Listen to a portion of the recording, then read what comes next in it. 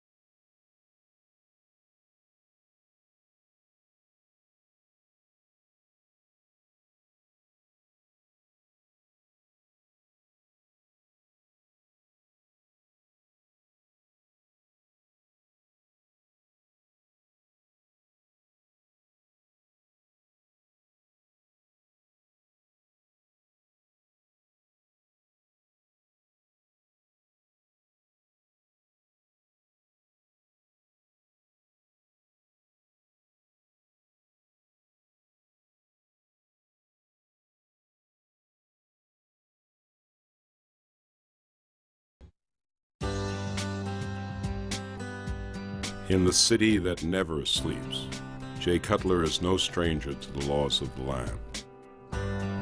It is Monday, September 11th. Preparing for an opportunity to maintain his crown, Jay rises early to begin the typical day of a champion. I know what goals I want to accomplish. So every day when I wake up, I look around, I have achieved so much. I look at myself in the mirror, I'm very happy with the results, but I still want more. I realize my physique still isn't tapped out to the point where I feel I can become better. I can become a better champion. That's what drives me. I'm training for Mr. Olympia year-round. It's not just a time frame where it's like, okay, you know, I don't need to think about the show until this date. And of course, 4 months leading from the competition is when I start what I call the pre-contest phase, where I have to actually start tuning my body into being in the best shape possible. But at that time, the mental focus has to become a lot more. But there's not one day that I wake up, even now, that I don't wake up and look at myself in the mirror and say, am I ready to step it up to the next level? It takes a lot of mental preparation. I think really that's what separates a champion from just someone that's doing it for a task. The body's a unique thing where, I mean, it adapts to certain situations, and you can overtrain it very easy, but I always found that you cannot overtrain the body if you are eating enough. If you're under eating, that's the only way you'll overtrain the body. And to enable efficient intake, each ingredient is weighed, diced, and sautéed. These dishes are far from his list of favorites, but for the past 4 months, indulgence has not been an option. So we do 2/3 cup. Breakfast of champions. I eat through the night. I give my body sufficient nutrients all the time, so my workload becomes a little more and I can handle it. And I think that's really been the best success solution for me, is just doing as much as possible pretty much around the clock, treating it like a 24/7 thing. Because it all goes in the same, it all comes out the same. He eats the same stuff. He eats the same stuff all the time. He really does. I mean, he may put a couple of different condiments on things, but he basically eats the same stuff. Even when he's dieting or not dieting, just eating, but more you know, he'll go from rice to pastas, and pastas put a little more weight on. My dogs are part of my sanctuary, I would say, because when I come home and the days I spend here by myself, Kerry works all day. And like I said, I like to spend a lot of alone time. I'm a very loner type person. So when I sit with my dogs and I talk to my dogs through the day and they look at me like they understand, that's relief for me.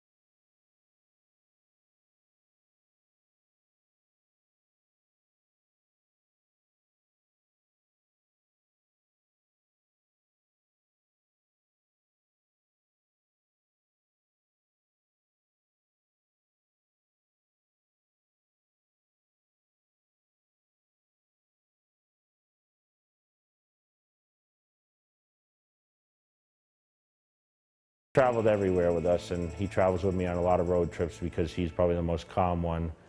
And like I said, he doesn't leave my side, and he's definitely probably one of my favorites out of the three.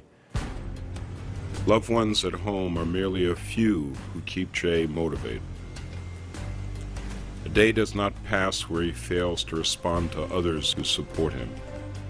Every day he sends off merchandise sold from his website and letters to fans all across the world. With their support, Jay has been able to develop a multi-million-dollar empire, making him the sport's greatest ambassador. Every day I usually leave the house at the same time. Every day it's the same food for the first 2 meals. A lot of times just different portions. But I train all over the place. I train at every gym, every Gold's in Vegas. So yeah, I mean, you're supposed to be a member, but I mean, they take good care of me there. So when I moved to Vegas I moved to train mainly for the title, but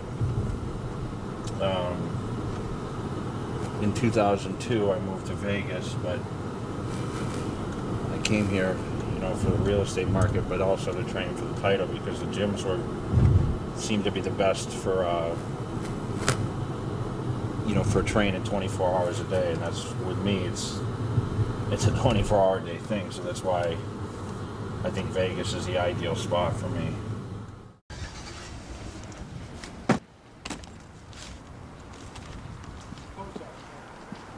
Yeah, I probably should I just leave this stuff? Sure, you can. He knows the names of others just as well as they know his. Okay, you got it. There is no aura of celebrity, only the authenticity of familiarity. See you, Jay. With the Mr. Olympia competition 2 weeks and 1 day away, each daily activity must be full of purpose and precision.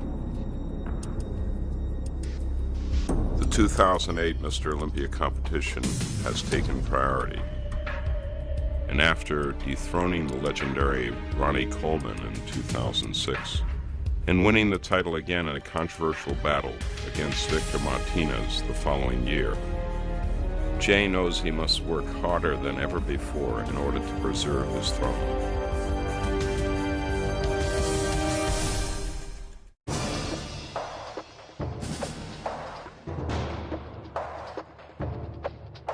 Jay Cutler's in a world of his own right now. Jay Cutler looks incredible. His legs, his triceps, his traps, everything about the guy is incredible. Right now, he's the #1 guy in the world, and I understand why. I see the way he trains, what he does. There's no one that's gonna touch a man. I think he's absolutely awesome. They were doing a photo shoot here back last summer, and they were shooting him outside. And just to watch him train is just phenomenal. To watch him pose and the different poses he does, he's just a monster. I want to see myself changing, and I want to make the improvements and be better than I ever have. I want to see changes in my physique that people say that can't happen. I've always been against the odds. I've always been the guy that, in the beginning they said I'd never be a pro bodybuilder, and then, it turned into, once I turned professional, I was told I'd never be a good pro bodybuilder, and then, I won one professional show. They said, well, you can't win the big one, and then I win the big one, and there's still always ways that people try to tear you down, but I know what physique that I want to build. I know what goals I want to accomplish.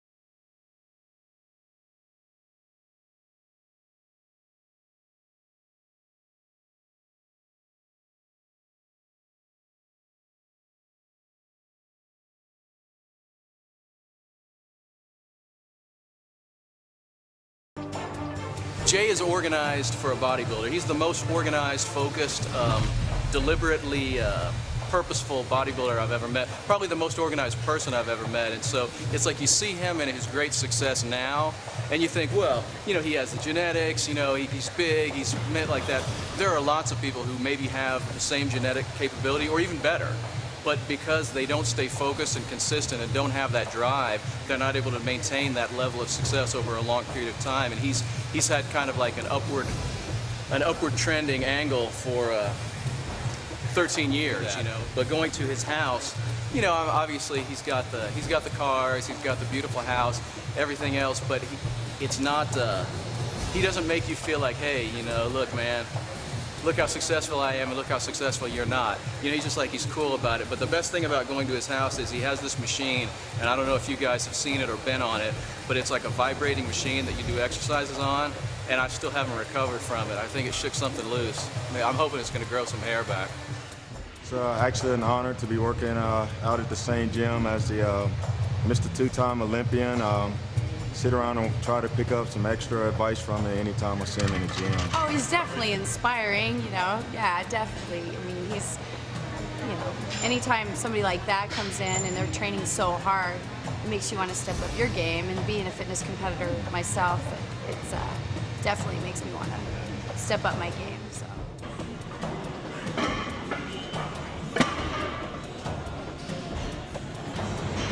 That's the set that burns the most. After working out, Jay takes time to advise 23-year-old Zin Kroon, a rising star in the sport of bodybuilding. Just eating chicken right now. I'm eating tilapia. Like Jay, mostly tilapia. Zin will be earning his pro card at an early age. Great. Good front lat spread.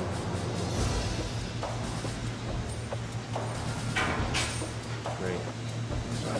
See, his upper body's really, really hard. His legs are a lot fuller than early in the season. Good. He shows Zin how to execute various poses to reveal the highest definition possible. Good.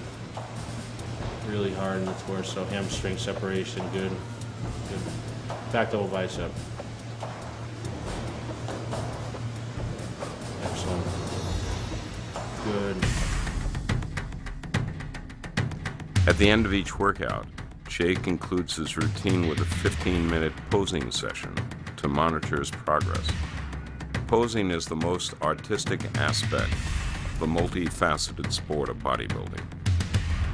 As he prepares for Mr. Olympia, he analyzes the development of every muscle and assesses the symmetry of his body for each.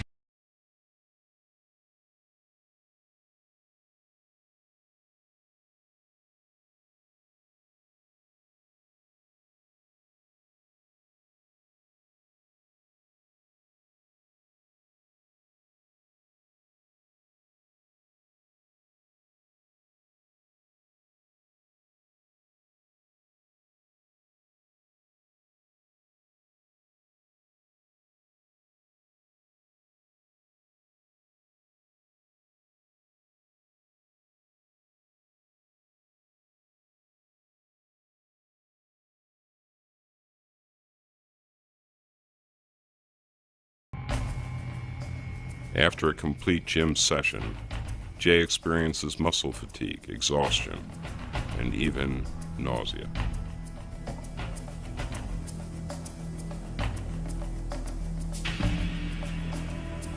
He is eager to replenish his body with a recovery meal.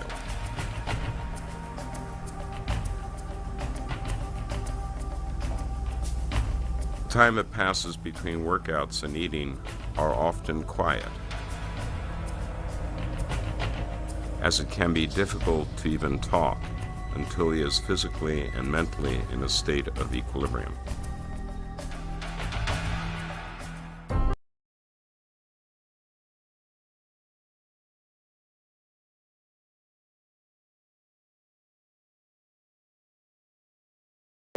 Of course, having a solid breakfast, those are your 3 meals a day. They're most important. You have to get the right amount of nutrients and keep your body in a positive nitrogen balance to be able to perform all the heavy lifts and, of course, get that growth. We always finish up every day with our post-training meal at bonsai bob, which makes food custom for us. So every day we eat the Mr. Double O bowl, which we do a little variation. Today I'm doing 12 ounces of chicken breast, 1 cup of rice with some onions, and then Ryan's having just garlic and chicken and rice. So every day we usually roll here after training and eat this meal after we work out, and then we head home. And of course, by the time he gets home, he eats another meal. I'll get home and take a shower and kick back with a bed and eat another meal. So probably the most important meal of the day, getting the post-training meal, especially after a hard workout like today. And, even during pre-contest phase, I always eat little bonsai bobs. You know, they make the chicken clean and rice and roll with it like that. So this is meal 5 for me. Meal 5. With the competition now 2 weeks away, Jay's weekend schedule becomes just as intense as his workout regime.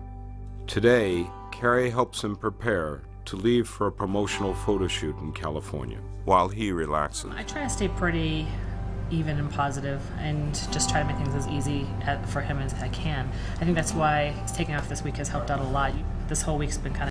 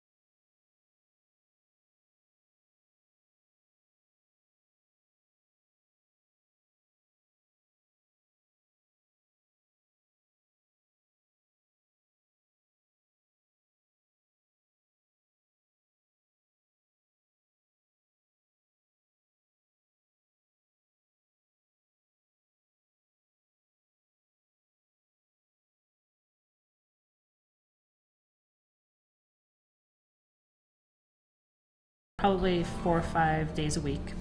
I also do kettlebells in a Pilates class. I have a personal instructor here in town. I do that with Thursdays, and I try to be in and out in an hour. It's tough to juggle work, come home.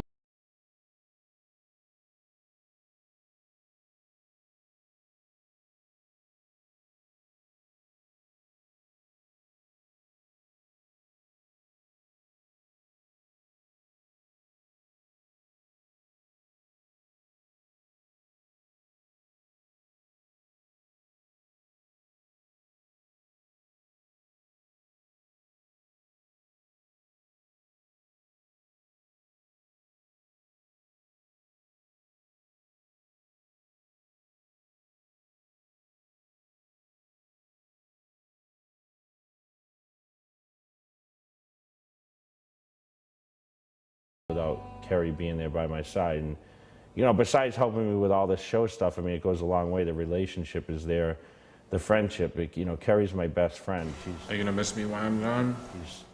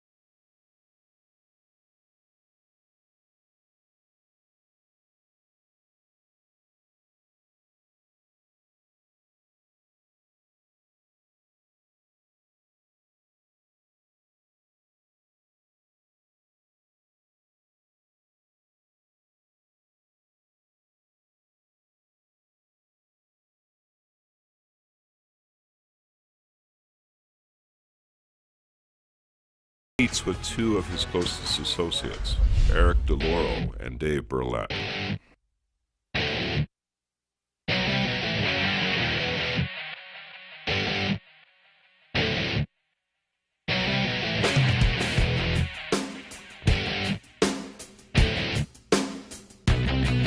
But these guys on the wall, like you got Arnold, you got Dorian Yates, Lee Haney. I mean, these guys, they ruled at a certain time in their career, and I think everyone brought something different to the table. Eric is a frequent training partner of Jay's, and Dave is a longtime friend who also manages most of his bookings and appearances. These are the lucky belts, the lucky Mr. Olympia belt. Of course, Jay doesn't have one because he gave them all to his buddies. Now I have one. Eric, turn around. Eric's wearing one. So, whenever we train at Gold's Venice, we train with our Mr. Olympia belts. Lucky. You can push more with this. He's the kind of person that is so selfless. He's so generous with his time, with his money, with everything that he does. He's just he's got a good heart, and he's always willing to help someone who needs help. You know, and it's really hard for him to actually say no, which sometimes we get into things. I mean, he won't even, you know, he hasn't raised his fee since he started as a pro because he's just being charged the same amount of money. And when he won the Olympics, I said, well, dude, you gotta up your fee. You can't just keep charging whatever you were charging before. It makes no sense. But that's the kind of person he is. Growing up, my role models, I looked at Arnold Schwarzenegger definitely as a role model. He was definitely someone to aspire. Of course, he was a legend. Bob Paris was someone I read his book Beyond Built when I was a teenager, and that's kind of the book I used in my training to help achieve the physique that I wanted, and I learned how to work out and nutrition through him. And I looked at his physique, but not only his physique, but also his whole complexion. He was just a good-looking man that I realized there was a marketing side to bodybuilding. I was always the guy that people always said, oh, you have a good look for bodybuilding. And I never understood why. I had a certain physique, but you know, my face seemed to be a selling point. You know, I was a good-looking white guy that, you know, kind of that all-American look that people look at as somewhat of a marketing strategy. And Joe Weider always told me in the beginning, that's when I first got contracted with him, I was kind of a cover boy for him. And I guess that's why I led to Bob Paris somewhat also, is, you know, he was a good-looking, marketable guy, but with a great body. 10.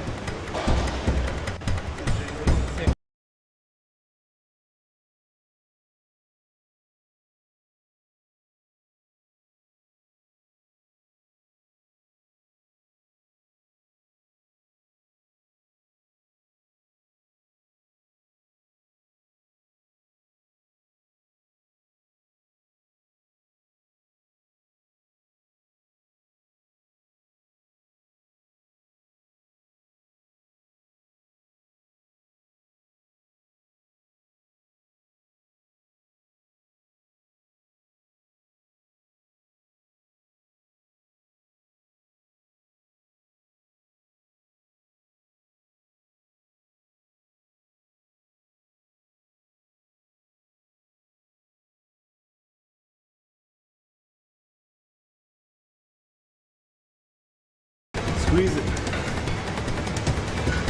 4. 5. That's it. 6. This is tight. 7. That's it, Jay. 8. 9. Easy. 10.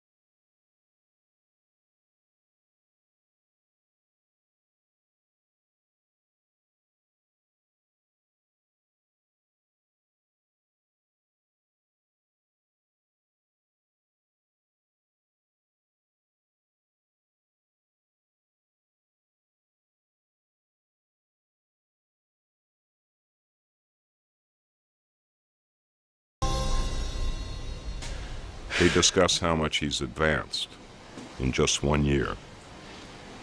They also acknowledge that there is much more work to be done to guarantee a win. It's good though. After months of the most rigorous regime he has ever followed, one problem remains: body fluid. I wanted to be 283 before I came down. That's my goal, even if it's water. That way it gives me reserves. I need the reserves so when I crank down, I don't lose fullness, you know. This is good for me though for 2 weeks, really. Usually I'm not as tight. Right, no 06 I wasn't that tight either, really, was I? Learning different things that are going to put you on the best level possible to win the title that year. I mean, it's different every single year. If you would ask me, well, what are you doing this year different from last year? It all changes. A lot of it changes. After being in that climate for so long, I've been there for whatever, 14 weeks. So when I come out here, I think being in an environment too where there's air conditioning, it's not good for you either. it's just, no, just for me. You can't sweat, man, in that air To me, conditioning. to get out here and I'm weighing as much as I'm weighing, it's different. I'm never this heavy. Especially when I feel I didn't even eat that much today, you know. His ability to shed and retain water shifts as he crosses state lines, an inconsistency that promises to be a significant obstacle. I think the massaging helped that nerves. 267 this year. 268, that's my target. So I'll lose 15 pounds. That'll put me to shred it up, you know. Like right now, looking at myself, I'm holding a lot of water. More than likely, for sure I'll be 8 pounds lighter in the morning. 8 pounds by tomorrow morning. Shit, I probably just lost a pound or two just right now. Right there, okay. I got you. If I go get on the scale now, I guarantee I'm 279. You happy with your back right now? Yeah. Yeah. Because the fibers are there, and I mean it's blurred out because there's water, but my back wins the show. So I mean that's what the key is. You know, forget my legs are just beyond everyone else's. You know, no one's gonna have the strided legs like mine. I mean, you guys saw that the other day. You know? Right, no, I saw that. You saw how tight I was the other day. What did I weigh the other day? High 270s, I think. Yeah. You eager to get it on? Oh yeah. Yeah. Yeah. Anticipation starting to, No. No, because I'm not ready yet, you know. When I'm ready, then I'll be, okay, let's go. I'm still pretty far from being, I mean, if I'm talking I'm going to lose 15 pounds, it's not like, okay, I'm ready to go. Right. You know, give me a few days and I could be ready, but I'm not close yet, you know, so. Wednesday, September 24th, 2 days before the games begin. Jay unwinds with family and friends, reminiscing about the days of his budding career. Jay sat on Sunday with his shirt off at the Mandalay, sunken in a chair, disappointed, and said, should I continue? Should I keep going? And I thought it was like a trick question because his abs were, I mean, you're crazy. Abs were like sitting down, got that tan on, day after the show. And, keep in mind, going into the show, people who had seen him were like, oh my God, what happened to you? And people, right, Jay? People thought you were going to be contender to win that show. Yeah. I mean, people, Chris Lund, I mean, anyone who had seen him, Kevin Levrone said, God, you're going to chance to. I remember specifically Chris Lund saying, you're going to give Ronnie a run. That's like, wow, Ronnie's Mr. Olympia. So Jay said, should I keep going? I said, are you kidding me? You can beat all these guys. Piece of cake. And now, what made you say, you know what? How did you do the next year? I went up to 8, but in between that I won my first professional show, Night of Champions, 6 months after the Olympia. Yeah, rather handily. I looked my best ever and beat almost everyone that was in the Olympia. except for the Colemans and those people, you know. So I moved up to 8th, and then I went on the European tour after the contest where I got 8th. 2000, right, Jay? Yeah, Chris and I went to Europe, and I got second to Coleman at 2 of the tours over there, and that's when I actually got to stand next to him, because remember, on the Olympia stage, when you're 15th, you don't stand next to the guy that's first, you know? Yeah. What did I make for prediction at that show, Jay? You said you can beat him easy. 2000 on the tour, so you can beat this guy. So I dedicated the whole year of 2001 to train specifically for the Mr. Olympia, and I gave my body the whole year to train. Just because something worked for you before may have no relevance whatsoever on this year. And that's something that you have to, at the, at this level, common sense would say the opposite. You'd look at your records, you'd look at your diets and anything, you'd say, okay, whatever I did in the past may have a big influence on, I can use that information to apply it now. But that's also a shortfall because your body's always different. I mean, think of it as think of it in any other sport too. I mean, you talk about basketball before or boxing before. You can't say, I fought this guy 4 years ago this way, so I'm going to use those same tactics, or those same fundamentals now. Everything could be different, totally different. Hey, hey, hey. Hey, that's Daddy's shoe. Trace. Where's Daddy's shoe? Give me Daddy's shoe. Give me Daddy's shoe. Give it to Daddy. Give it to Daddy. Oh, give it to Daddy. Give it to Daddy. What's your shoe game look like? What's that? Every time I see you, I notice you have different pair of clothes. Hey, hey, hey. Don't chew it up. Don't chew it up. Every time I see you, I notice that you got a different pair of clothes.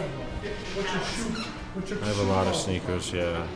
Do you have a whole closet that's pretty much... I have 2 closets full of sneakers. You know. No, not Jordans, no. I don't buy that much sneakers anymore. I used to. I don't spend money anymore. Budgeting. My dad gave me a lot of early, what I never realized at the time, my dad pushed me to the limits early in life. He used to get me out of bed earlier in the morning to work, and after school weekends, that's all I did was work, work, work. I became a workhorse. So when I started bodybuilding, that workhorse mentality led over to bodybuilding, and I realized as we started to get further and further into what we do, that attitude gave me the edge. That's what's given me the edge. I have more heart than a lot of the other guys because I was raised to be a workhorse, and that's what it takes to be the best in the sport of bodybuilding. Work comes first. Even today, my older sons, I'm disappointed if they take something before work. Work to me has always been first. Beginning, he helped me buy my food just like my mom. They both supported it. Of course, they're going to support their son. Carving up. You just like to take pictures, that's all. No, they're looking at the genetic wonder that you created. I just hope I look as good as you when I'm 80, 79. You probably look better. You want a snack or something? You got something? Look at everything, you know that. To be the best in the world at what he does, of course, I'm somewhat surprised. Not that I didn't think he could do it, but to do it, it is a feat that I probably could never have imagined in anybody, never mind my own son. Jay, who values timeliness just as much as he values his craft, arrives early with his 3rd chicken and rice meal since breakfast.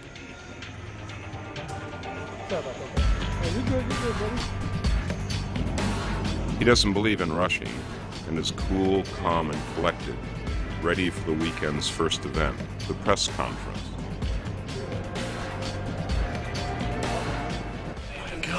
He's on his show. The press On conference his show. ready to start at 1 o'clock. Is he here? Yeah. They're lining us all up, getting us ready. So what this is the time when people ask questions, you know, maybe last year's show or, you know, how everyone's looking and all this other stuff. So this is our time that we can be vocal. Of course, I won't be too vocal though. You getting excited?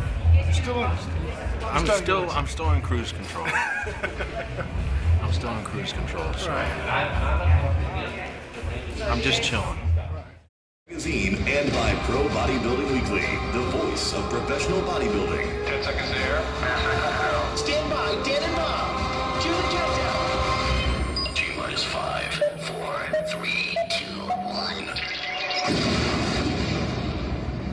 1. Ladies and gentlemen, please welcome your hosts, Dan Solomon and Bob Ciccarillo. The MCs waste no time in spotlighting Jay and the challenge he faces to maintain his prized Mr. Olympia title for the third year in a row. Jay Cutler. You know, Jay is actually looking for his third Sandow trophy, and if he's able to accomplish that, he will eclipse the total number of trophies won by Franco Colombo, and he will match the total number of Olympia wins by the greats Sergio Oliva and Frank Zane. So Bob, Jay Cutler is looking to join some very elite company. An elite company it will be, but he has a fight in his hands. As you've already mentioned, Dexter Jackson in the house. He's knocking on the door with that Arnold victory. We've also got some new contenders. Phil Heath obviously in the mix, making his rookie debut finally. But we've also got the big bad wolf in the house. Yeah, they caught right on to that whole thing. 19 of the world's best athletes, bodybuilders, and representing 7 different countries. So without further delay, Bob, if you are ready, I say we bring him out. Phil the Gift Heath, one of Jay's mentees, is there at his first Mr. Olympia ever. Dennis the Big Bad Wolf, a fan favorite, is eager for a comparison with Jay. Dexter the Blade Jackson is at the peak of his career, confident after first place victory in the Arnold Classic. Jay Cutler.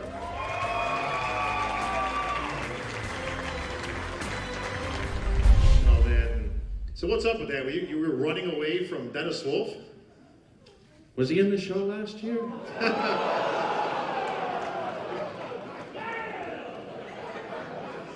Last year I didn't get a comparison with Jay. So this year I'm looking for this. And we'll see what happens. People just want to see who has a better haircut, that's all. I think I got a better haircut than you. Dennis. No, one thing is better, Jay is better, is English, that's it.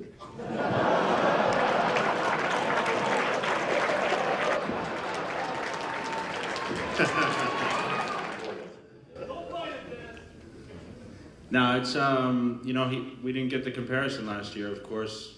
You know, it wasn't my call, and I'm looking forward to being able to fill everyone's sights this year when we stand next to each other and see what goes on, you know. Jay, last year you won a 2-point decision over Victor Martinez. And I know you spent a lot of time hearing a lot of the criticism, a lot of the skeptics question whether or not you in fact should have walked away with that Sandow trophy. So Jay, I'm going to ask you, what's it been like over the past year? A lot of folks haven't heard from you since you walked off stage, and we'd love to know, what has it been like as a defending Olympia champion, hearing all of the opinions?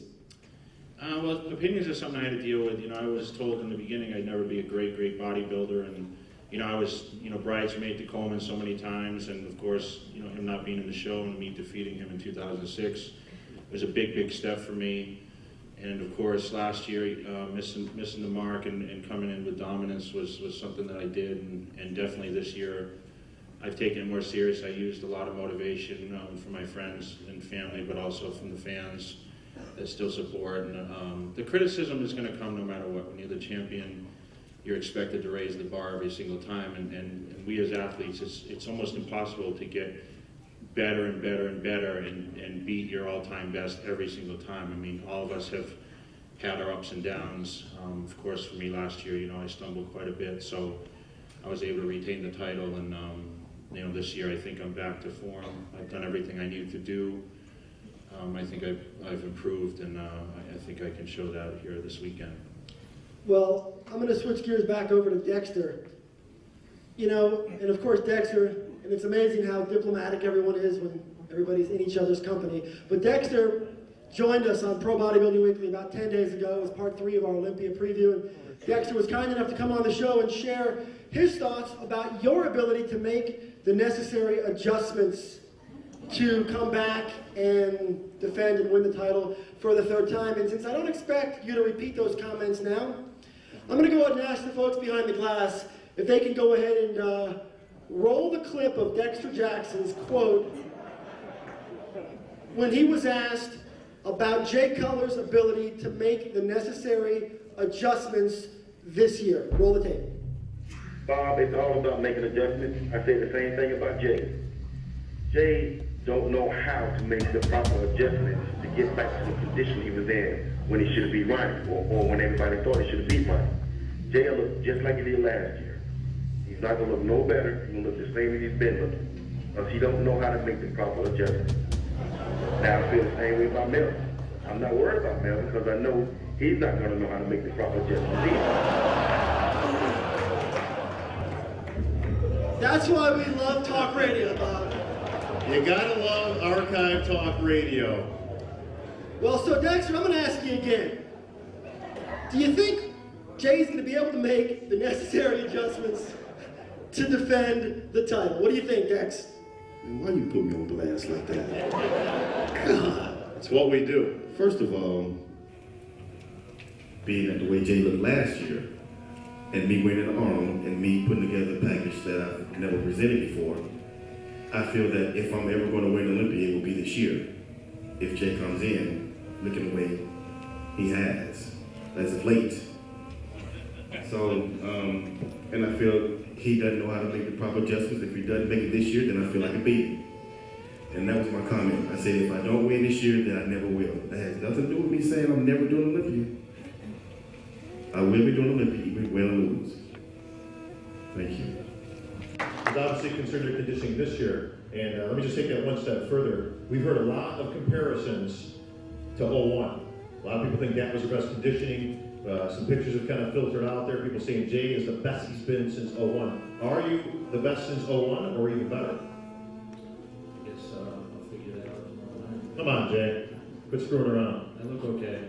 I look okay. You know, we all talk smack, and you know, we all have to get our edge somehow, and you know, it's like you said, it's a radio show, and people listen to that, and some people respect his opinion, some don't. So, you know, it's just like I'll say that, you know, come Saturday, I'll win the show.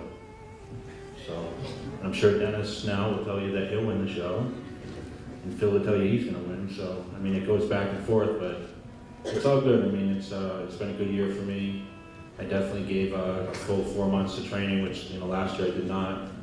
And, you know, let's see what happens on Saturday night. The excitement in the air is contagious. A long night of FaceTime with fans awaits the contestants after the press conference. To Jay, the support inspires him to strive for excellence, both personally and professionally. He takes time to meet every fan he comes across, and each encounter strengthens his drive. Szia Jay, Tóth Zsuzsa vagyok Magyarországról. Tudom, hogy október 25-én. Szeretnék minden jót kívánni neked a versenyre. Én tudom, hogy a legnagyobb fog nyerni. Te tudod, hogy ki az. Minden sok sikert kívánok, és győzelmet. Amúgy Magyarországon én vagyok a Timea Magyarova Fitness Model Worldnek az győztese. Majd találkozunk október 25-én.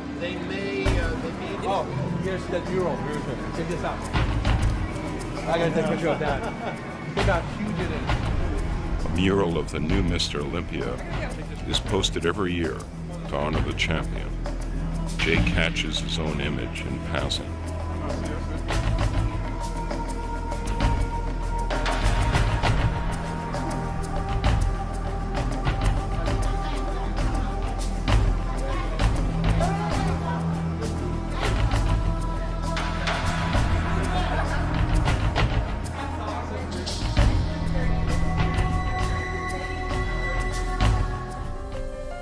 receives a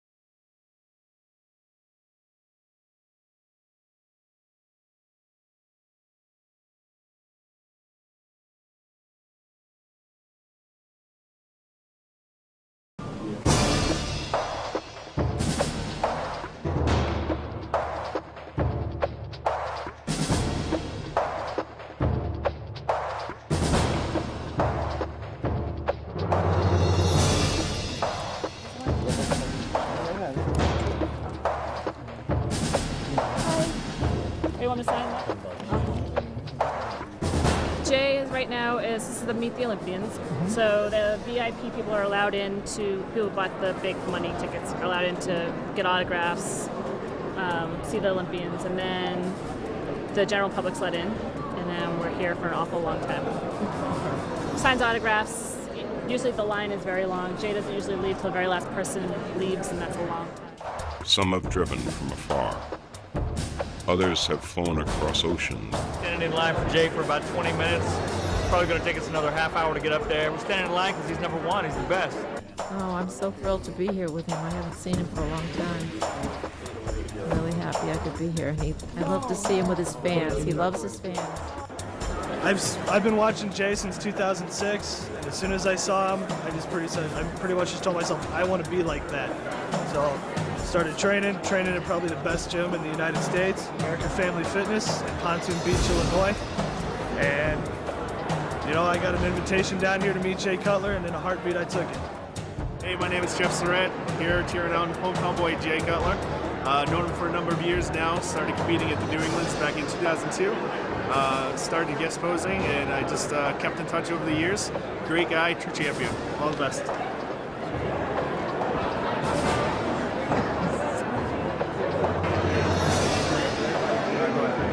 Thank you, Jay. Thank you, Jay. I'm actually 2 times World Masters champion discus thrower, 2006 and 2007. And I've come back from injuries, and people like Jay Cutler really inspired me. So this is why I come all the way from London to Vegas. Hola, venimos desde España a conocer Las Vegas y ver Mr. Olympia. Nos ha encantado la ciudad y lo que hemos visto aquí de momento también. Y tenemos una tienda de nutrición deportiva, Sportlander, Mallorca, España. Hey Jay, my name is Joe Graham. I just want to wish you good luck for tomorrow's event, and hope you take #1, man. I'm rooting for you. You're a big inspiration to me. You know, I read all your articles all the time, and muscle fitness, and I get a lot of workouts from you, and it's been helping me in my career in bodybuilding, and been doing it for a long time, and I just owe it all to you, man. Just want to wish you props, all right? Thank you. Yeah, good luck, Jay. You're definitely one of my heroes and a real inspiration to me too. And I wish you good luck this year. And I was there in 06 to see you beat Coleman, and I'm glad to be able to finally meet you. Contestants have packed up. Many are sleeping in preparation for the big day. All come for one common goal: to share a moment with the sport's greatest ambassador. Jay and his camp are wide awake and will remain until the last fan has been seen, the last picture taken.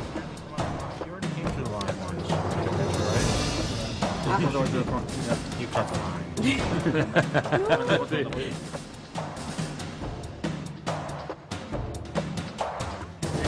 Well, this is the end of the night, 10:30. And tomorrow's game day, so we get home, finish eating another Dakota can tomorrow. Get the rest of the water out. That's it. Off to bed. 1 o'clock. I'm going to actually eat through the night now and eat until tomorrow.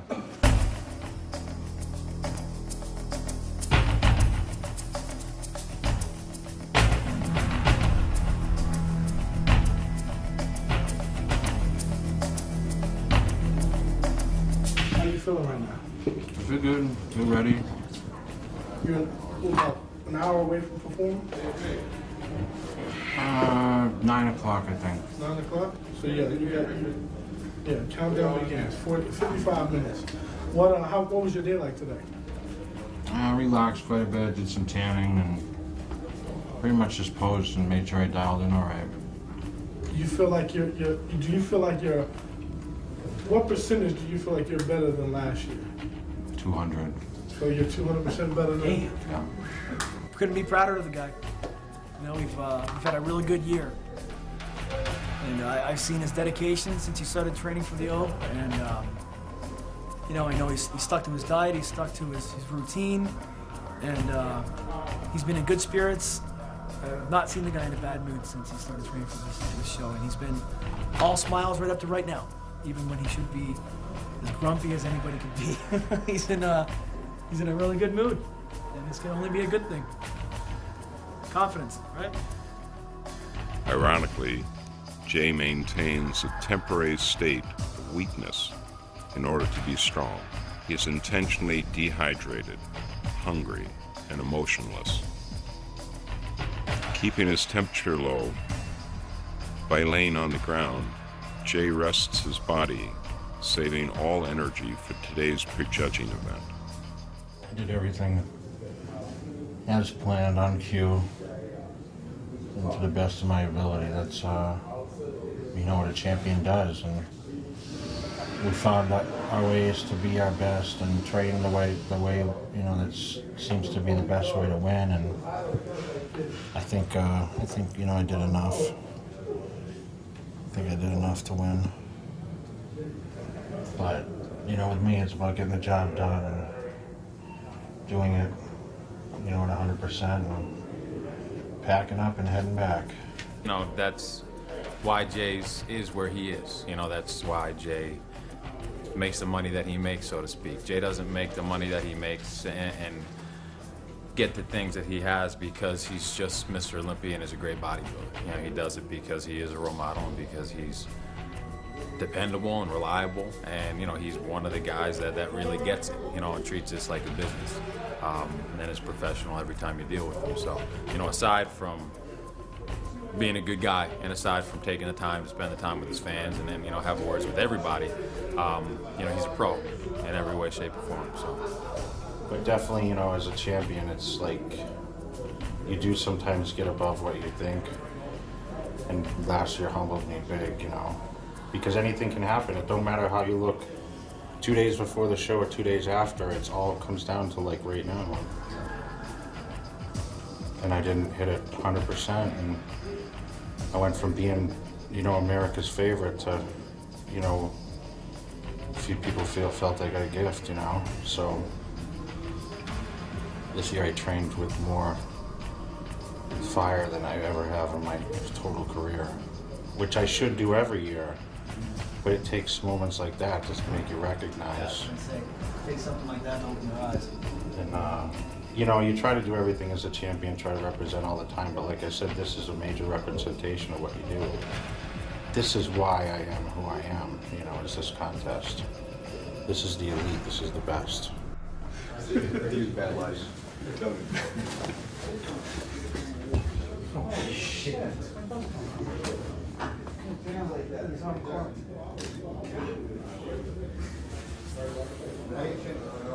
Oh my God. You didn't have any of that. Guys, in about 15, 20 minutes.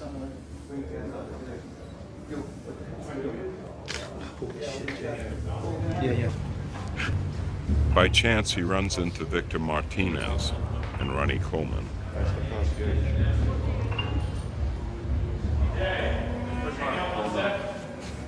What's that?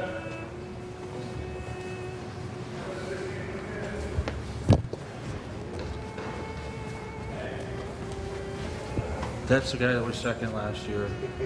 That's a controversial second. He says he should have won. That's Victor Martinez. Is it? Okay, cool.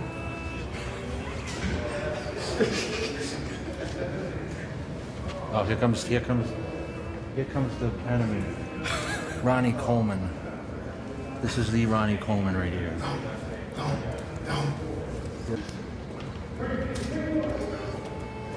You ready? Big J! I'm finna suit up. It's a surprise. Ready to do it again? Oh yeah. So this is the guy that I fought for a couple years. 8 years. Now he out by himself. Yeah. Running the show. The Ronnie Coleman. The one and only. I'm the one that's been there time and time and time again. I fought all those years against Ronnie Coleman, the best bodybuilder ever.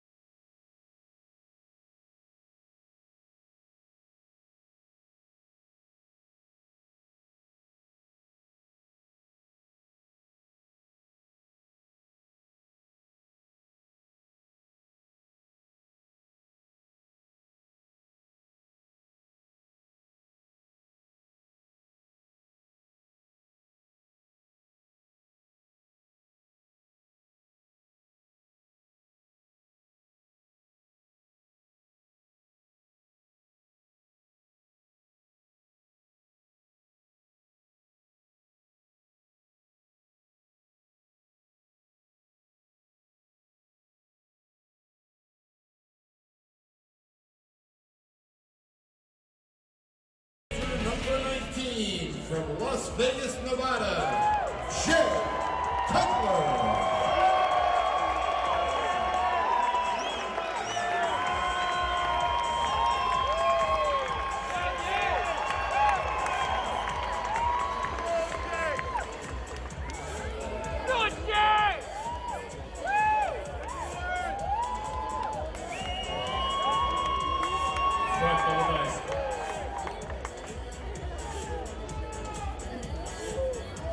Conference, I felt like everything was on track. When I left my house to go down to that prejudging on Friday night, I felt that everything was on track. I felt I was good enough to win.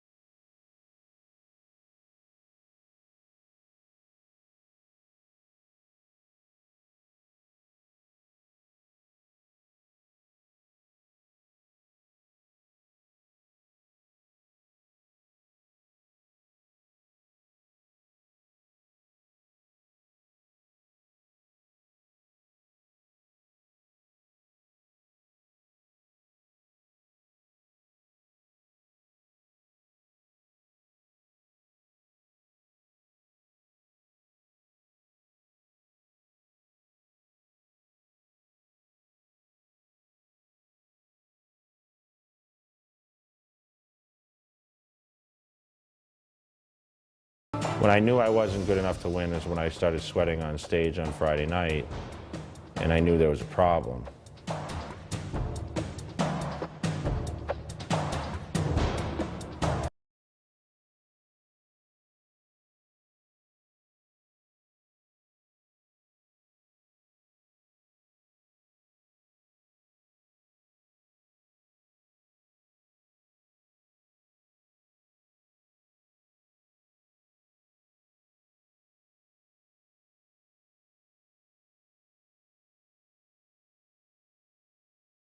Me going into the show trying to win my 3rd title.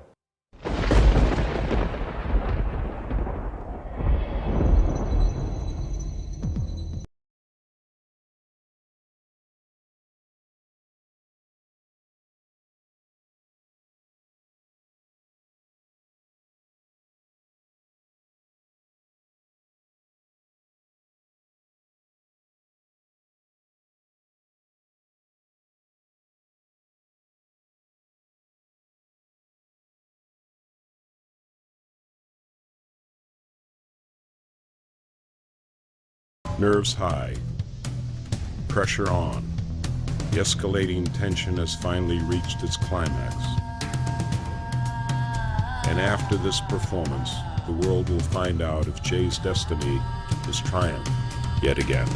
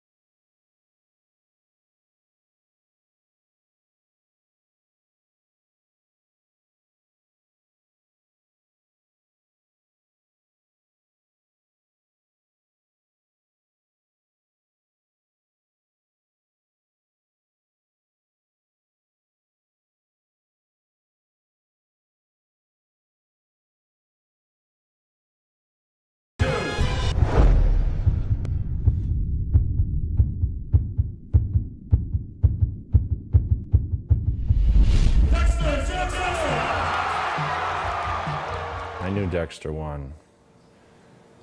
I knew Dexter won. I gave it to him. Dexter Jackson didn't win the Olympia in 2008. I gave the title to him. The Blade, Dexter Jackson, has won the 2008 Mr. Olympia.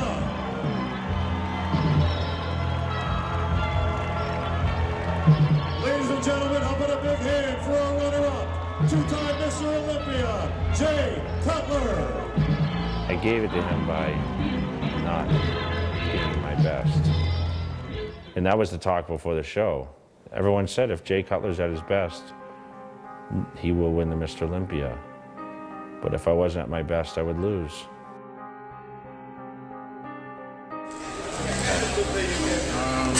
You know, I feel a little sad, you know, but I have to be happy for Dexter because I know what it's like to win, and he didn't believe he could win when we were standing there. And you know, you win some, you lose some. I mean, he showed up, you know, better than me last night, and you know, I felt like he made a strong comeback.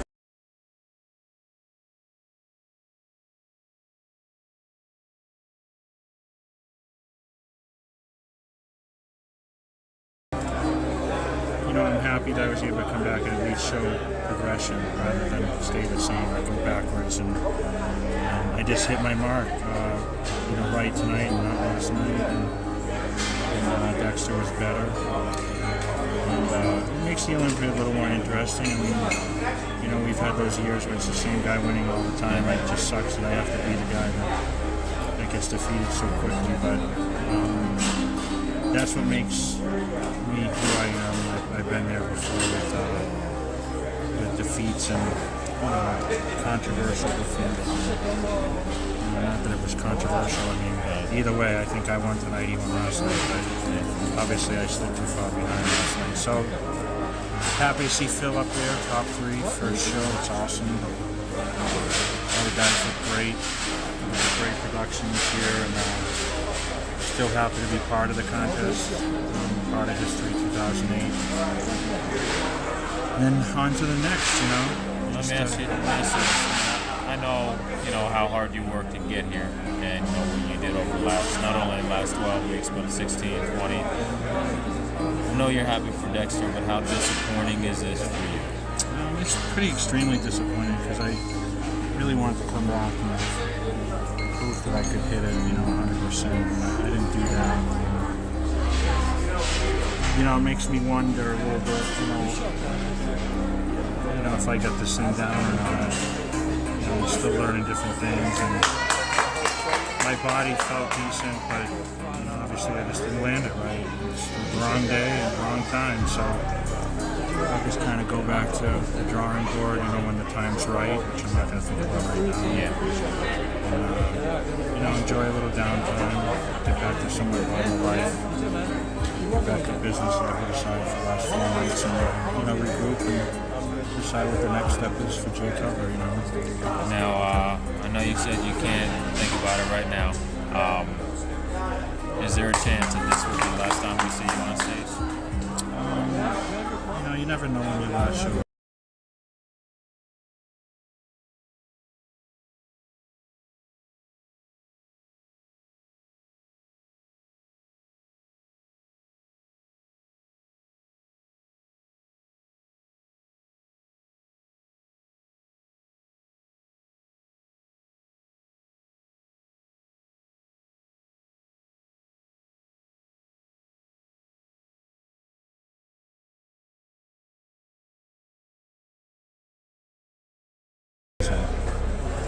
And it's Dexter's time tonight to enjoy it.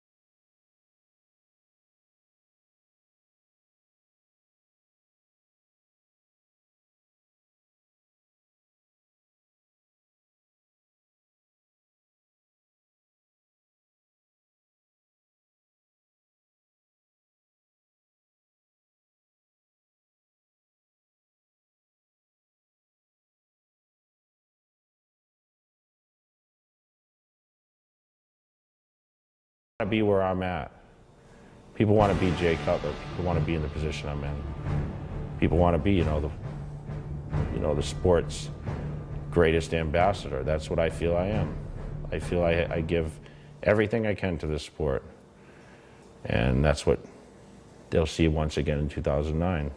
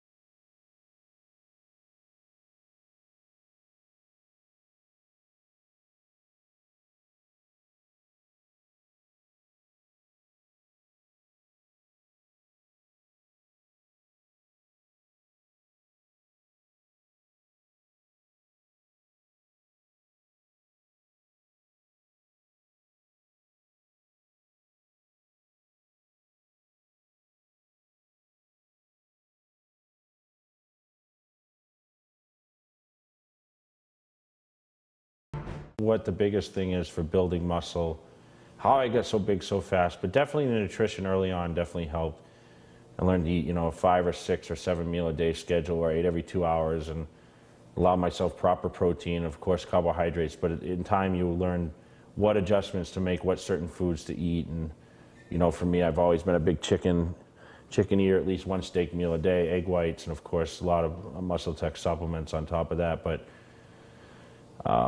for me, training on a 5 or 6 day a week schedule in the gym, definitely taking at least 2 days off seems to work, benefit me. So whether I train 3 days straight or 2 days straight and take a day off, sometimes 6 days a week straight and take a day off, which I'm training right now, that seems to be suitable as long as you train each body part at least once or twice a week and doing a repetition range of 8 to 12 repetitions and keeping the weight heavy and strict. A lot of people train for repetitions, which isn't really necessarily the best way to build muscle. You want to keep your repetitions low, around the 10 mark, and of course push as much heavy weights as possible. Heavy weights build muscle.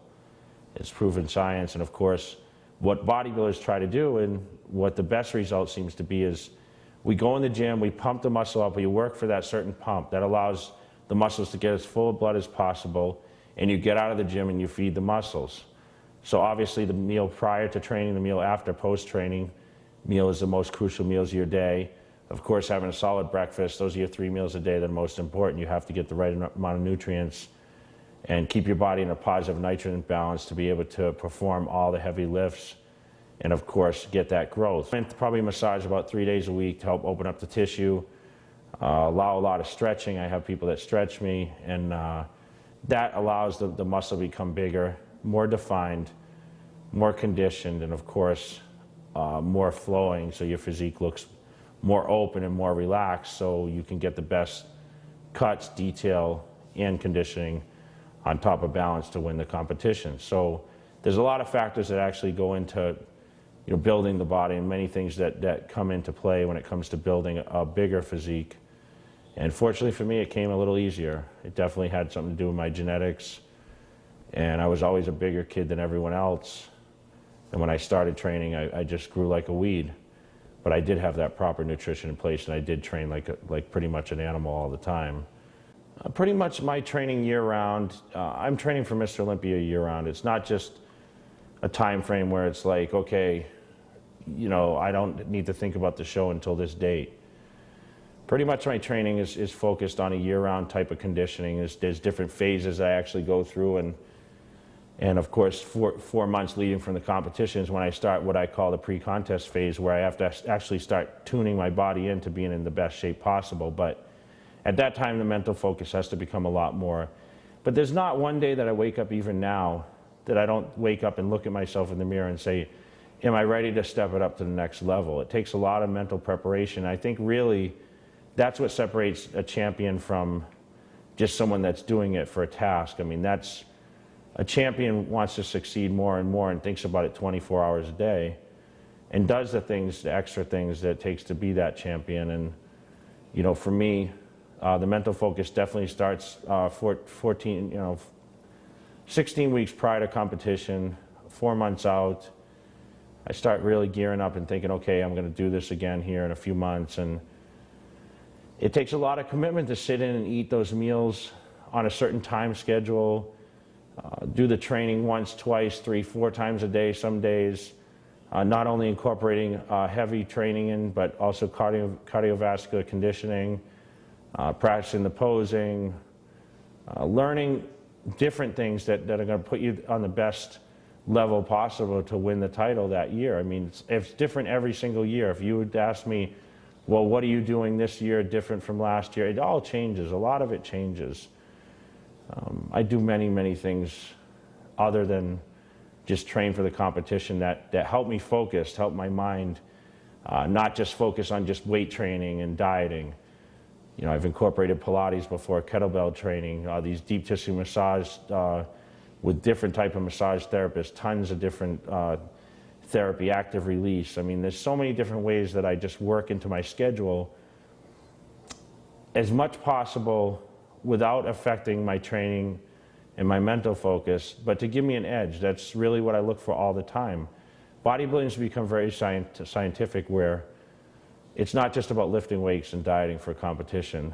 You have to sit there and plan and methodically plan out a map of what's going to tune your body into the best without just weight training and dieting.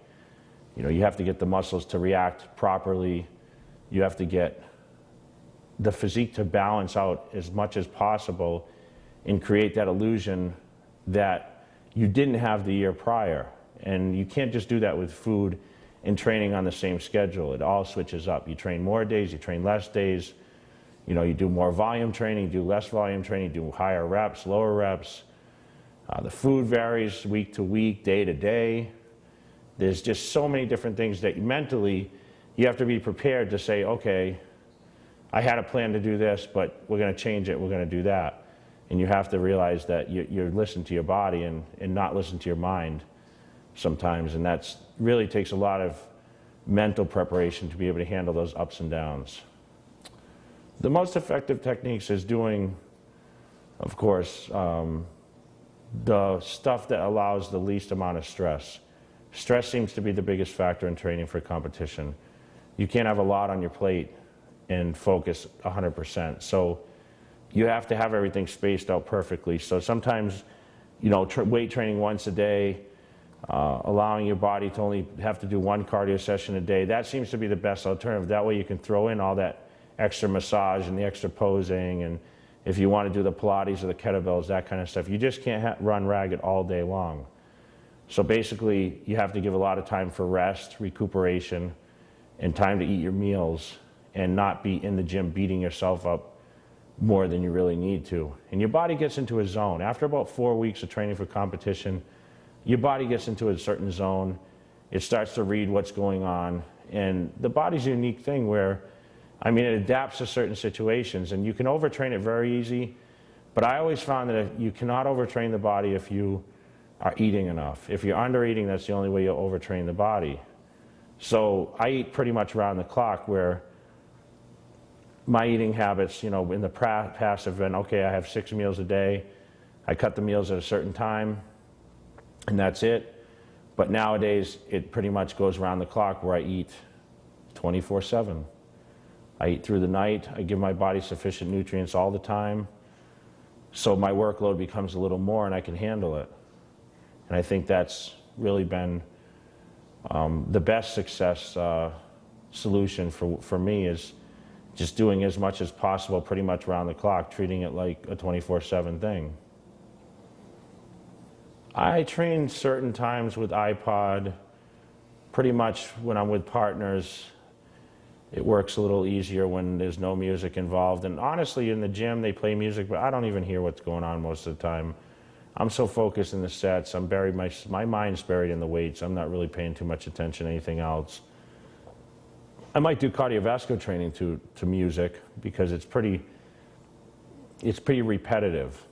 What's some of the music that I listen to rap. I listen to, you know, hard rock. I listen to pop. I mean, anything but country and classical I listen to, and love songs. I don't get into too many love songs. Any song from Linkin Park definitely gives me an edge. That's what I pose to pretty much, hardcore rock type. I don't know what Linkin Park would be really called. Alternative, I don't know. My definition of success is, number one, reaching your own needs for what you want to do. We all set specific goals. I tried to set realistic goals in the beginning, and for me, success was definitely becoming someone of, you know, the popular nature, where I wanted to be known as an achiever. But I think pretty much for me, success nowadays is just being a role model for people. I mean, and having people look at your life and aspire to what you do. I think that's what I never realized in the beginning when I first started bodybuilding, is I just wanted to be self-motivated, and I wanted self-achievement. But what I didn't realize that came along with that was people actually looked upon me as a role model and someone that they actually looked upon and maybe aspired to follow the same kind of routine or same kind of program that got them into the situation I'm in, and that's what I think is success. I mean, when you reach that point that people look at you and see that you've achieved a certain thing and say, wow, that's where I want to be, then you've reached success or reached the big time. And I feel that I've achieved pretty much everything that I ever dreamed about being, and I'm still achieving. That's the most important thing, and I'm still giving people a reason to aspire for certain dreams. And like I said, I'm proof that any dreams can come true through hard work and determination and commitment and perseverance. Jay Cutler's dream and aspiration as of now is to be another world champion in bodybuilding. So I dream every day. I dream every day of standing on stage and being there with the gold medal and giving my victory speech. And I look through all the years of training, and a lot of flashes go through my mind every day, because I've been on stage winning the ultimate title. I've been at the bottom. I've been in the middle. I've won every championship there is, and there's nothing like winning the best of the best achievement and being the champion at what you do and being the best in the world at what you do. It's what other motivation can you have to be at the pinnacle of your career and not only win once, twice, but 3 times? I mean, that's just, icing on the cake at that point. And right now, my aspirations, my dream is to be another world champion. I want to be Mr. Olympia. That's what I want to do. I want to train all year, give all I can, all the dedication, all the time, all the ups and downs that make it all worth it in the end when you sit there and you hold that trophy and you hold the gold medallions and you're declared Mr. Olympia and the ambassador of the sport of bodybuilding. There's nothing better than that.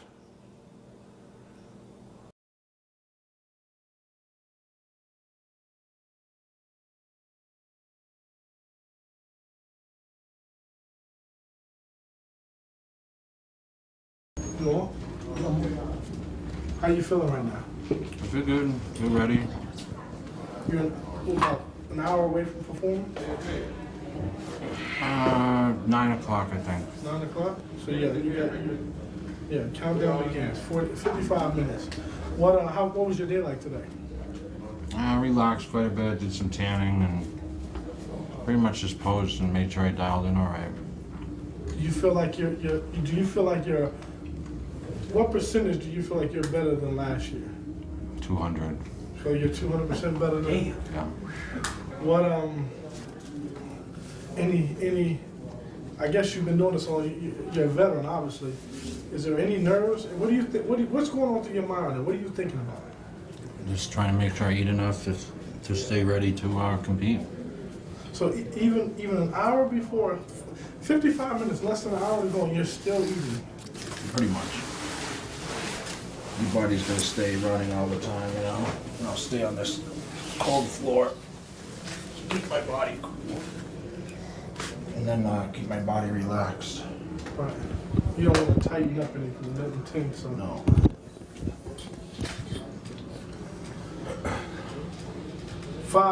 Let me see, 4 months of training, right?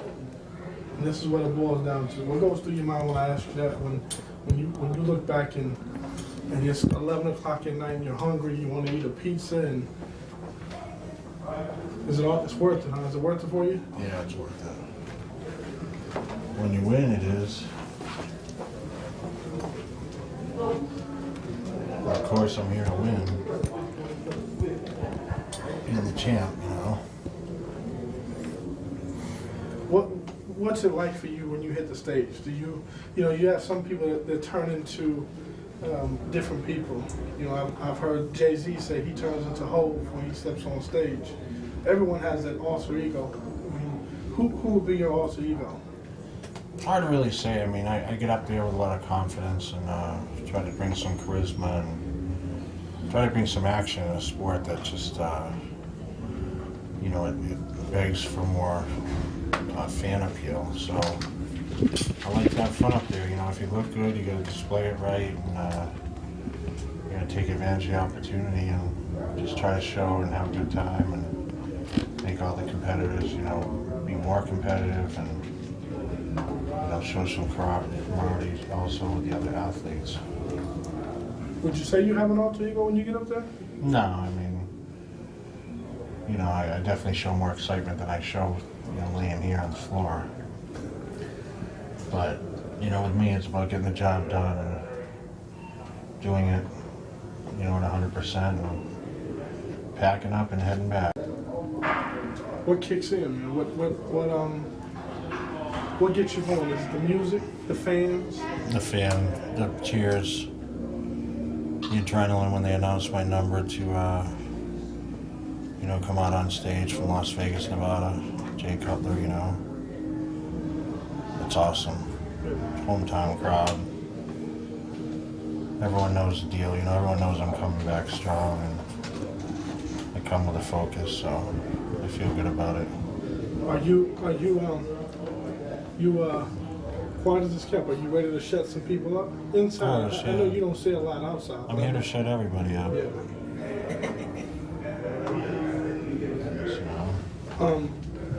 What about this pose off deal? That was one of the hypes that I keep hearing everyone talk about. Is the pose off with Dennis Wolf? Who decides that? Because I mean, for the people that are just jumping into the sport like myself, who decides that? Do you guys go up and say, "Hey, let's match it up"? And no, it's basically the judges call, you know, whatever they need to see to compare the guys. Right. That'll be the first call, you know, me, Dennis, and Dexter. But they won't have. They'll make it so everyone wants to see that. Do you think that's good for the sport for you? Yeah. Yeah, you gotta give the fans are the ones buying the tickets, you know. Supporting the magazines and supporting the athletes. Okay. Are you looking forward to that? Yeah, I'm looking forward to it. Once again, you wanna. Hey, buddy. What's up, man? You wanna shut some people up? You know? Yeah. Yeah.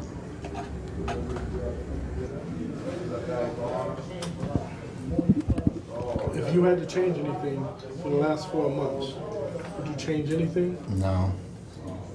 I did everything as planned, on cue, and to the best of my ability. That's, you know what a champion does. And we found that our way is to be our best and train the way you know, that seems to be the best way to win. And I think you know, I did enough. I think I did enough to win.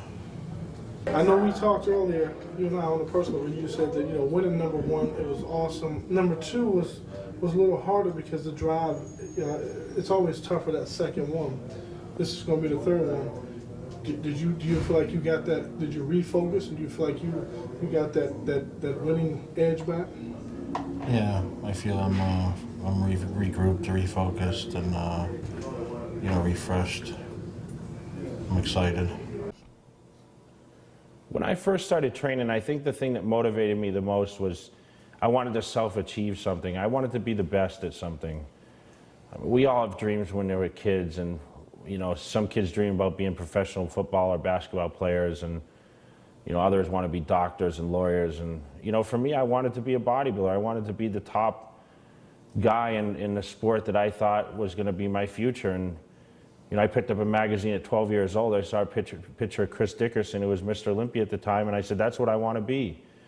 I didn't actually pick up weights till I was 18 years old and pursue that goal. And you know, I had dreams and aspirations to be bigger than everyone else and win titles, but you know, I've achieved the ultimate title and won the Mr. Olympia, which is, you know, only 11 guys have done in history. And that's a big, big plus for me. But also, it just shows that anything you want to do, if you have the perseverance and the commitment and the dedication and whatever it takes, you read the things about champions, what it takes to build a champion. I mean, I did that from just a normal person from a small town in, you know, central Massachusetts. I came from the bottom and worked my way to the top and made it to the big time. So that's really, you know, what my goals were. When I'm in the gym, I pretty much look at myself, and that gives me a lot of motivation. I mean, I'm bigger than everyone, The title says itself. The gym I train in has a big picture of me on the wall. And always, sometime through the workout, I always look up at that picture and I say, man, I've made it. That's me up there, and I'm an inspiration to all these people in the gym. I have a lot of supporters in the gym that help give me that push. You know, when I get in those heavy sets, I start yelling a little bit, and there's always someone that's, you know, kind of cheering it on, and always someone that's concerned about every day, you know, what's next for Jay, how you doing, how you feeling. But I look at myself in the mirror, and it's just definitely a self-achievement to look at the physique that I've built over the years. 17 years of training has gone into my body and fighting to be the best bodybuilder in the world. And I just go in through the sets, and it's always pushing myself to certain repetitions, certain weights, and I always seem to get really what I want to get without, thank goodness, injury at this point. And I've just been focused on being the best. And when you look at yourself in the mirror and realize that you're the best, that's pretty good motivation, I think. Hey, this is Lonnie T with none other than the two-time defending Mr. Olympia, Jay Cutler. And Jay, I know that you really prepared for this, maybe harder than any Olympia you've ever had. I know we talked in the summer, and you said it's like torture, like the old days. Yeah, I trained a full year. I trained extremely hard throughout the year, and of course started my preparation earlier than I have in the previous years. I started a full 4 months out to come in the best condition I possibly could, and I feel that it's coming together well to be extra competitive tomorrow night and Saturday night. I'm trying to look at your face to see how sucked in. You're looking sucked into me, and I saw some pictures of you on the internet. I mean, there were like veins going through your abs and stuff. And even at the USA, when you joined the experts and added a little knowledge to Yogi and Isaac, you were hard as nails in. So this doesn't surprise me. You look like you were ready to go 4 to 6 weeks out from the show. Yeah, I mean, I was dialed in pretty early, but you know how it is to fine-tune everything and be your absolute best on the day of the competition. That's only necessary for that one day. So hopefully I've held the best package for last, and prepared to win tomorrow and Saturday. Well, I have to ask you this. I know the last couple of years you had a couple of setbacks with illnesses.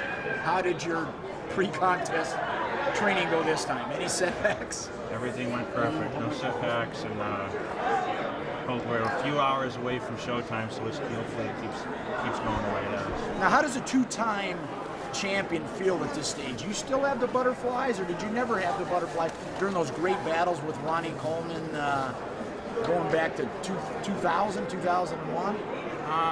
You always get a little nerves, and I'm more excited, I think, when I get to this part of the contest prep. And, here we are now at the banquet to meet the Olympians, and this is like when now you've arrived and you've got the fans here, and you're realizing that it's showtime. I mean, you're getting close to that final hour, and this is what I get excited for. This is like the whole weekend for me.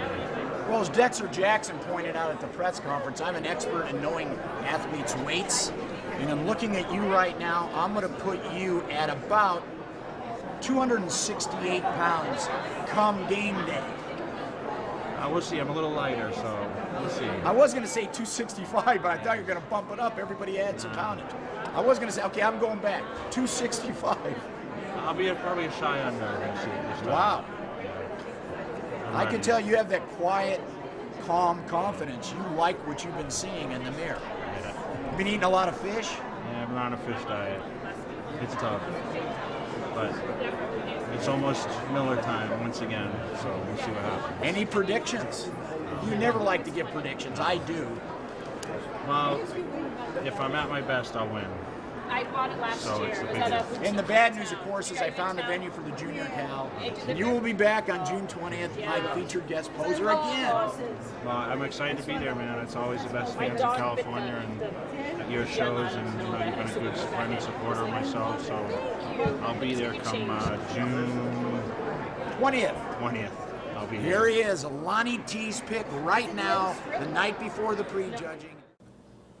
I think my discipline comes, number one, because I'm a role model to people. That's really nowadays I'm looked upon as a champion, and I'm kind of expected to do what I do, but it still has to be self-motivating. You still want to look a certain way. You still want to have certain achievements, and I don't just go to the gym to go through the motions every day. I want to see myself changing, and I want to make the improvements and be better than I ever have.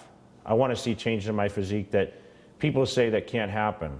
I've always been against the odds. I've always been the guy that, you know, in the beginning they said I'd never be a pro bodybuilder, and then, you know, it turned into, once I turned professional, I was told I'd never be a good pro bodybuilder, and then, you know, I won one professional show. They said, well, you can't win the big one, and then I win the big one, and, you know, there's still always ways that people try to tear you down, but I know what physique that I want to build.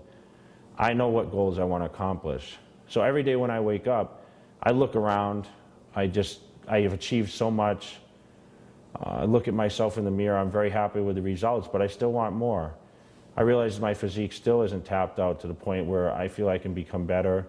I can become a better champion. That's what drives me.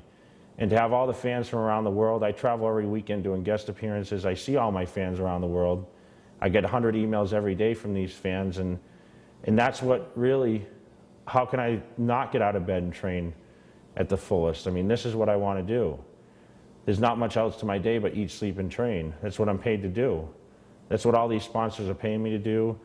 I'm expected to go there and do the best I can and represent, and of course, you know, be the champion on the way. And that's really, being the champion is what really gets me out of bed every day. I'm the champion. That's, you know, that's huge, huge plus for me. Honestly, I'm not much of a politician, so I don't think I'll go into politics. But I could see myself in some sort of film industry or something where I'm in some sort of entertainment field, because I feel I do have the gift that helps me be social with certain people. And even though I'm a quiet, down-to-earth guy, I'm very good on cameras, and I'm very entertaining if you spend enough time with me. So it's something that I could pursue in the end. I want to be a rock and roll star, because I love to perform, I love to be on stage, and I love to have thousands of screaming girls underneath me. Yeah. Right, Harry?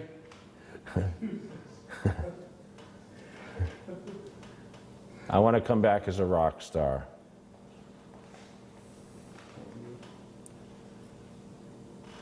Rock star status, baby. Right, Cooch? And she's sleeping.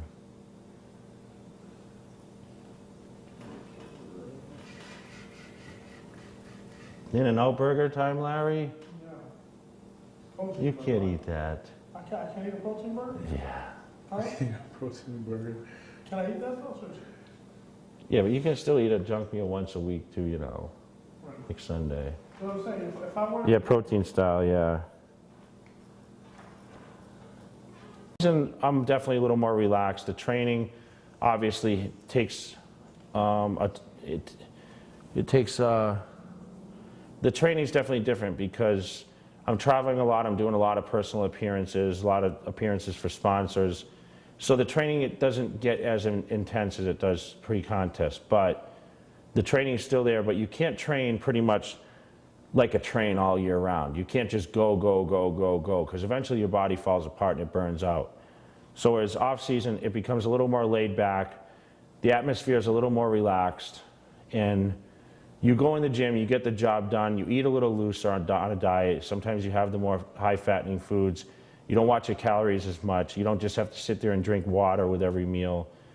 There's certain things that you become real loose on, and allows your body to go into a certain adjustment and put on a little body fat, change its look a little bit. So when you do throw in that preparation time, that 4 months leading into the competition, you can change a lot of things that will bring your body into condition very quickly once you cut out certain things you've been doing in the off season. Of course, the intensity goes up in the training. So your mind is a lot clearer also, whereas, you know, off season, of course you're going to be a little more relaxed. You're not training for a competition, you're not laying it on the line in 4 months. So that gives your mind a lot of mental preparation to lay off, relax a bit, and then when it's time to turn it back on, the switch goes on and you become a whole different person. I try to shelter myself in a box when I train for competition. I laugh about it because your life becomes very simplified. You eat, sleep, you train, and that's it. Whereas off-season, your travel schedule, you interact, you're social, you talk a lot, the phone rings a lot more, you eat out at more restaurants, you train at different gyms, you're not stuck in the same facility all the time, you're not involved in your training camp, your support team's kind of broken off a little bit, doing their own thing. But when it all comes together and it all falls into place that 4 months prior to the show, boom, the training partners are there, the nutrition's there, the same gym is there, and the mind is 100% focused on what is going to happen in these next few months to bring in the best Jay Cutler they possibly can. I always knew I had the potential to be the best. There's only a couple of times where I thought maybe I should have won and I didn't. But I always look at myself, and there's always loopholes to fill. That's part about being an overachiever, I guess, and being someone that always sets goals to be better themselves. But for me, you know, a lot of people doubted me. A lot of people, I don't really know the pinpointed percentage really what doubted me, but there's definitely, you know, if you had to do, you know, over 50% of people probably didn't think I would make it to the level that I'm at. And over 50% didn't think that I actually win the ultimate title in bodybuilding. So I've come a long way. I've always believed I could do it. It was just a waiting out time for me. It was allowing myself to deal with a lot of downs, a lot of second place finishes. I've had, you know, 5 second place finishes in my career to being, you know, second at Mr. Olympia, and I'm still fighting for it. So I've been there, I've fallen down, and I'm coming back to once again stand there alone. And there's a lot of people right now that doubt that I'm going to come back to do that. But there was a lot of people in the beginning that doubted when I was placed second, that I'd actually win over and become the world champion, and I did that. And no one believed it until that final announcement right at the time. And I didn't believe it for a long time. I used to wake up in the night and say to Kerry, I'm Mr. Olympia, I can't believe it. And now I realize that it's destiny for me to be a champion and probably retire as a champion with a title. So here we are, rolling into the next year. Gonna fight to be the best again. I'm really excited.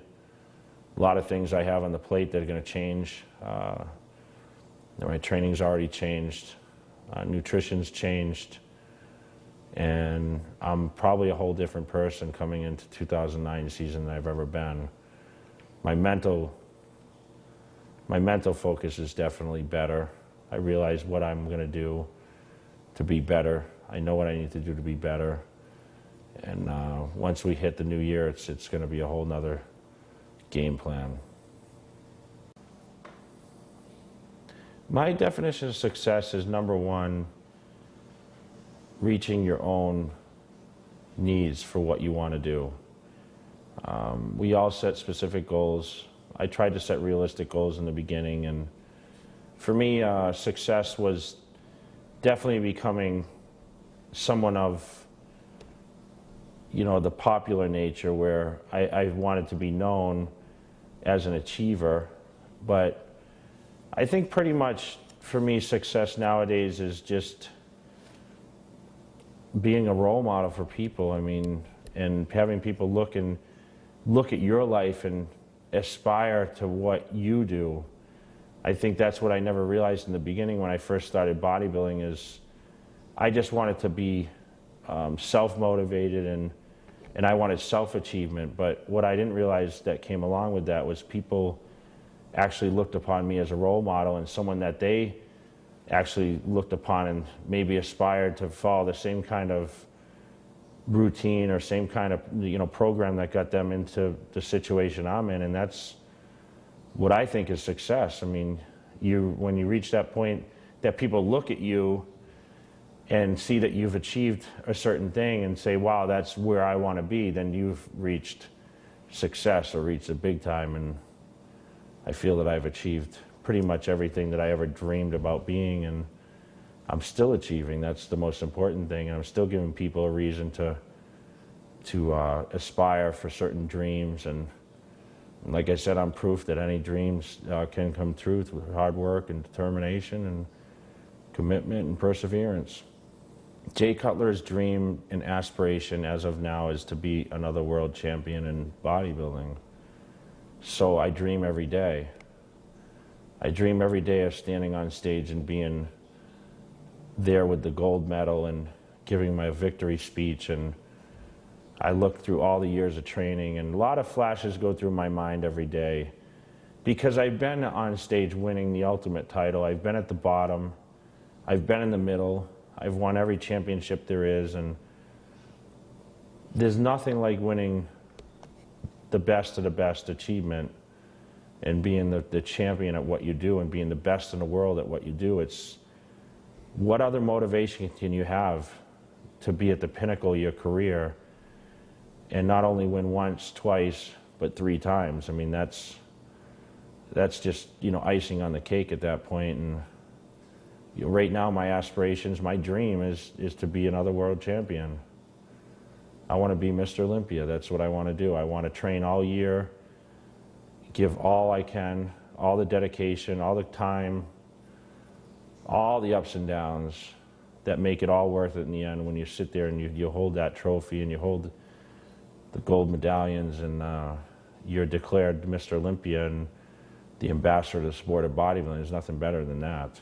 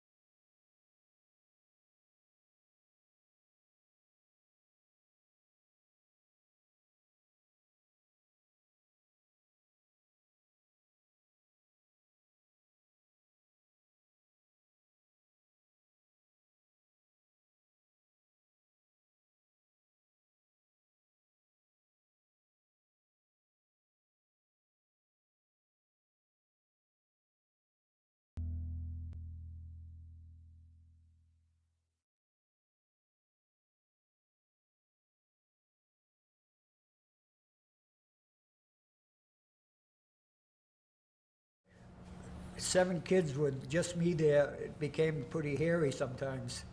You know, I had a full-time job, and I'd come home and we'd put on a meal for everybody. And usually the 3 boys would have, the older ones, would have their friends in. So sometimes we'd have 10 or 15 people at the supper table. So it was pretty hectic. Everybody had to help. Oh, of course. I mean, he should be about 175, so when he gets to be 300, of course I'm amazed. You know, and looking at my size, I mean, I'd top 145 pounds. How did this happen? I think he's more satisfied. I think he's never going to be totally satisfied because he just wants to do better than he has done before. But I think he truly feels this time that he's at where he wants to be in preparation for the contest. He needed to be stronger, and so, and then for some reason, who knows? I don't know if he can even answer that. He became it seemed like it grew on him. It became something he wanted to do. It's like exercise. Anybody that does exercise, and I think will tell you that the longer you do it, the more you want to do it, the more satisfied you are, and depending on what your goal is, it grows on you, and you just get so you can't get along without doing it.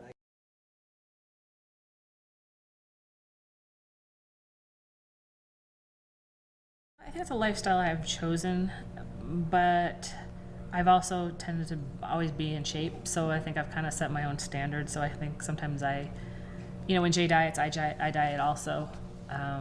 So I do feel like I have to look good for, because it seems like, people always comment on, being in shape, and so I always feel like I have to be in that kind of shape, at least for this event. And I usually am in pretty good shape when it comes to, the Olympia, because Jay's dieting, I'm doing cardio with him and things like that. So mostly they stayed the same person for the most part, I mean, in all the success and all the traveling. I mean, I'm proud he's Mr. Olympia and he's #1, but that's, that's important in his career, but he's stayed the same person all along, which is tough in this particular industry. Things have gone so smoothly that in years past, yes, it just depends on the situation. I always get nervous at the show. So nervous that sometimes I don't even want to be sitting in the audience because I get so nervous. I get nervous. Jay doesn't get nervous. I mean, I'm the one who's usually very, very nervous. But I guess it just depends. As far as leading up to the show, it just depends on how things are going. If he's, a little bit behind, is he a little bit ahead.